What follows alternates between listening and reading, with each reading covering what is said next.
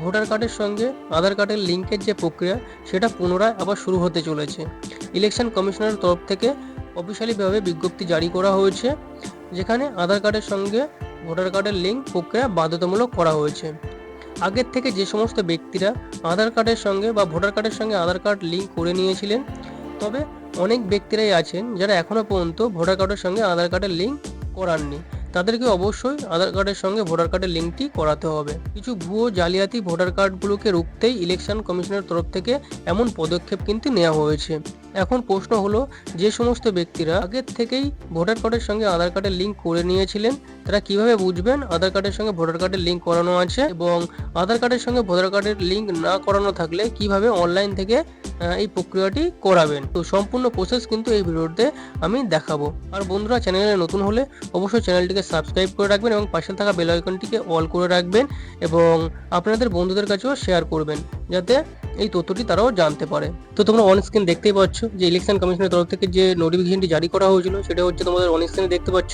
সেটা হচ্ছে 8/3/2025 এটা পাবলিশ হয়েছিল এবং এর মেমো নাম্বার হচ্ছে ECI PN 193/2025। এটা হচ্ছে মেমো নাম্বার এবং প্রেস নোটে এটা পড়ে দেখো যে election commission will take action as per Article 3 to 6 RP Act 1950 and relevant Supreme Court judgment for taking EPIC with Aadhaar. তো তোমরা অফিসিয়াল নোটিশটি দেখতেই পেলেন এবং তোমরা চাইলে এখান থেকে ভিডিওটা পজ করে অফিসিয়াল নোটিশটি এভাবে তোমরা পড়ে দেখে নিতে পারো, ঠিক আছে। তো এরপরে আসা যাক তোমরা কিভাবে চেক করবে যে তোমাদের ভোটার কার্ডের সঙ্গে আধার কার্ডটি লিঙ্ক করা আছে। তো তার জন্য তোমাদের ক্রোমের যে কোনো ব্রাউজারতে এখান থেকে ওপেন করে নিতে হবে এবং ওপেন করে এখানে যে এই যে ওয়েবসাইটটি, এই ওয়েবসাইটে তোমাদের ভিজিট করতে হবে। তো তোমাদের সুবিধার্থে আমি আমার টেলিগ্রাম চ্যানেলের লিঙ্কটি দিয়ে রাখবো, সেখান থেকে ডাইরেক্ট তোমরা এখান থেকে ভিজিট করতে পারবে। তো এই ওয়েবসাইটে আসার পর এখানে রাইট সাইডের উপরে স্ক্রিনে দেখো যে লগ ইন এবং সাইন আপ আছে, ঠিক আছে। তো আগে থেকে যাদের এখানে ইউজার আইডি পাসওয়ার্ড ক্রিয়েট করা আছে, তোরা এখান থেকে লগ ইনে ক্রিয়েট করে মানে লগ ইনে ক্লিক করে তোমরা ইউজার আইডি পাসওয়ার্ড দিয়ে তোমরা নেক্সট স্টেপে যাবে। যাদের এখানে পাসওয়ার্ড ইউজার আইডি ক্রিয়েট করা নেই তাদেরকে সাইন আপ করতে হবে। তো যাদের লগ ইন আইডি বা ইউজার আইডি করা আছে তোরা লগ ইন করবেন। করার পরে এমন একটা পেজ ওপেন হবে, এখানে তোমাদের লগ ইন ইউজার আইডি তোমাদের এখানে বসাতে হবে। দেন তোমাদের যে পাসওয়ার্ডটা আছে সেই পাসওয়ার্ডটা এখানে বসাতে হবে। দেন এখান থেকে যে ক্যাপচারটা আছে সেই ক্যাপচারটা দেখে দেখে এখানে বসাতে হবে। ক্যাপচারটা বসানোর পর এখানে রিকোয়েস্ট ওটিপিতে ক্লিক করবে। রিকোয়েস্ট ওটিপিতে ক্লিক করলে তোমাদের মোবাইলে ওটিপি যাবে, সেখান থেকে ওটিপিটি বসাতে হবে। তো তোমাদের এখানে ওটিপি বসে এখানে ভেরিফাই অ্যান্ড লগ ইনে ক্লিক করবে। ভেরিফাই লগ ইনে ক্লিক করার পর তোমাদের সামনে পরবর্তী পেজ ওপেন হবে। তো দেন তোমরা এই পেজে তোমরা ডাইরেক্ট লগ ইন হয়ে যাবে। তো এখানে তোমরা দেখতে পাবে যে নামে লগ ইন করা ছিল সেই নামটা এখানে উপরে শো করছে। দেন এখানে কি করবে, এই যে ফর্মসের যে অপশানটি আছে, মানে এই যে ফর্মসের যে সেকশনটি আছে, এখান থেকে স্ক্রল করে নিচে আসবে। নিচে এসে এইখানে যে দেখতে পাচ্ছ আধার কারেকশন, এই যে আধার কারেকশনের যে সেকশন আছে, যে ফিল ফর্ম 6B, এই অপশানে তোমাদের ক্লিক করতে হবে। তো চলো ক্লিক করি। তো ক্লিক করলে পরবর্তী পেজ ওপেন হবে, ঠিক পেজটা দেখতে এমন। দেন এখানে তোমাদের ইপিক নাম্বার দিতে হবে। এই ঘর ইপিক নাম্বার দিয়ে দেন এখানে ভেরিফাই অ্যান্ড ফিল ফর্ম এখানে তোমাদের ক্লিক করতে হবে। দেন এখানে দেখতে পাবে epic number already linked, please try again with different effect. মানে এখানে যে মেসেজটা শো করলো তোমাদের এই নাম্বারে বা এই ইপিকে তোমাদের অলরেডি আধার কার্ডের লিঙ্ক করা আছে। তো যাদের এখানে আধার কার্ডের লিঙ্ক করা নেই, এবার তাদের কি করবে, তো এখানে কোনজনে কেটে দেবে।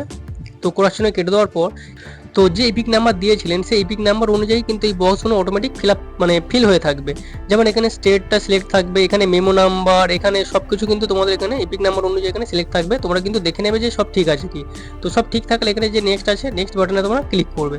ক্লিক করলে পরের সেকশনে তোমরা চলে যাবে। পরের সেকশনে হচ্ছে তোমাদের পার্সোনাল ডিটেলস। তো পার্সোনাল ডিটেলসও তোমাদের কিন্তু ফিল আপ অলরেডি, মানে এখানে ফিল থাকবে। তো এখানে তোমরা ফার্স্ট নেম, এখানে ইপিক নাম্বার, এখানে সার নেম কিন্তু অলরেডি তোমাদের কিন্তু ফিল থাকবে। তোমরা কিন্তু দেখে নেওয়ার পর এই যে নেক্সট বাটনে ক্লিক করবে।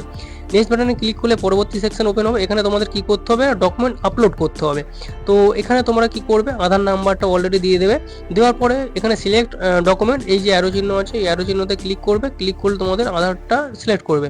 সিলেক্ট করে যে আধারের একটা ফটোকপি তুলবে, সেটা হচ্ছে জেপিজি ফরম্যাটে হতে পারে, পিএনজি ফরম্যাটে দিতে পারো, পিডিএফ ফরম্যাটে দিতে পারো, সেটা হচ্ছে 2 MB এর মধ্যে দিতে হবে, ঠিক আছে? 2 MB এর মধ্যে ফাইল সাইজটা হতে হবে।